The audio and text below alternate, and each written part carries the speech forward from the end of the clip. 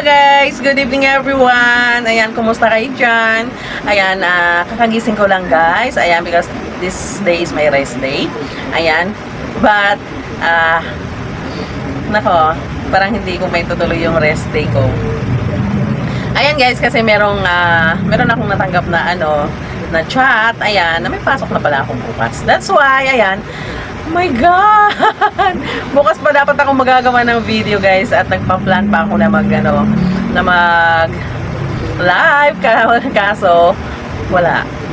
Ayan, may pasok tayo so wala tayong magagawa kasi that is our job. Ayan.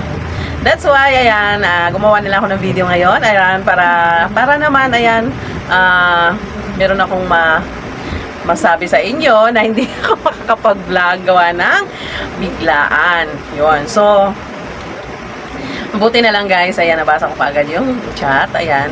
At kahit nagabi na, ayan, gumawa pa ako ng video kasi nga, wala tayong magawang video bukas dahil may pasok ako. Dahil sa amin guys, sa work namin, wala po tayong cellphone. Bawal po ang cellphone. Ayan, that's why, hindi nyo ako nakikita online in whole day. Ayan, whole day talaga wala po akong cellphone. Iniiwan ko yung cellphone ko dito sa bahay kasi hindi rin naman nagagamit. Then, pag nandun kasi yung cellphone sa guys, sa work ko, lagi ako nag-aalala kasi nga makalimutin din ako guys pagdating sa locker ko. Ayan, sa locker ko minsan, nalilimutan ko na hindi mailak. Of course, alam mo naman ngayon, sa panahon ngayon, di ba, ang dami rin mga magnanakaw, hindi natin masabi. Kaya ang ginagawa ko, iniwan ko na lang dito sa bahay yung cellphone. Hindi rin naman magagamit eh. Yun. Ayan, how are you everyone? Ayan, kumusta kayo? Ayan, sayang. I have plan pa naman na sana mag-live tayo. Kaso nga lang, ayan, naudlot lang. Ayan, but maybe some other time. Ayan, sa sunod po na rest day natin.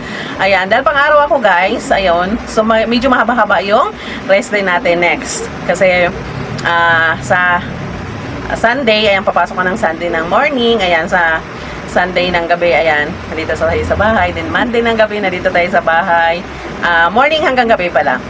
Kasi ang magiging pasok ko nun is Tuesday ng gabi. Kasi magiging panggabi naman ako nun. Actually guys, 2 araw pa lang ako nagpapanggabi.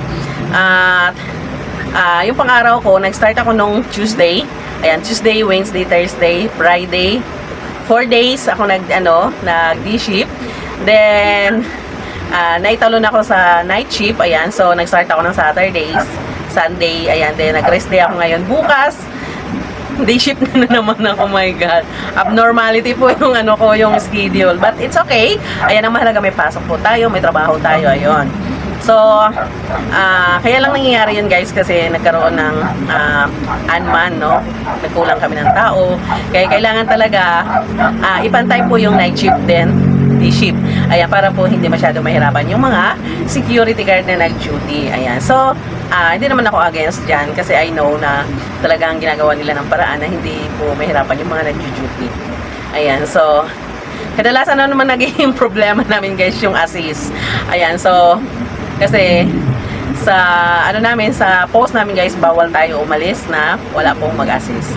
That's why kahit katabi mo lang yung CR, hindi po tayo pwedeng mag-CR hanggat wala po tayong assist.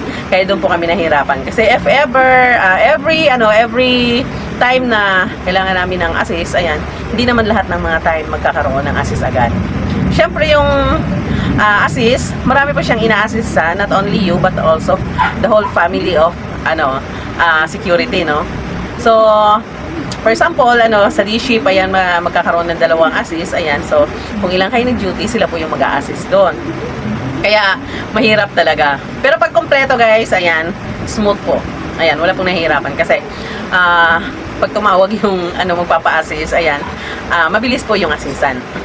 But of course, kailangan po namin na, pagtsagaan yun kasi nga, hindi pa po kami nakompleto. Pero pag once na nakompleto kami, okay na yun. Ayan, ganun talaga. Ayan, parang family lang, di ba? Minsan, nagkakaroon ng problema. At hindi naman lahat kasi ng panahon, wala tayong problema. So, abnormal daw yung wala tayong problema. So, challenge yun. Na, ayan, nalalagpasan mo yung mga challenge, yung mga problema na dumating or dumaan sa buhay mo. So, ganun yun. Sabay ganun, no? Yes, ayan. So, that's why, ayan, hindi po ako ano doon. So, it's okay. Ayan. So, tomorrow, ayun, may pasok na po ako. Pang-araw na po ako. Ay, grabe. Ayan. And also, ano na bukas? Tuesday, Wednesday, Thursday, Saturday, Friday. Ayan. So, 6 days tayo magpang-araw. Ayan. Then, magpapanggabi naman. Yun. So, naano lang ako na, parang naano ako guys. Kasi, dapat, the plan is already done. Pero, oh my God. Ayan, naudlot. Ayan. Pero, siguro, hindi pa talaga time. So, darating ang time na talagang on time. No, it's a joke lang. Ayan, syempre, unahin natin yung trabaho natin, guys, no? So, yun kasi yung talagang sumusuporta sa family natin, sa mga pangangailangan natin everyday.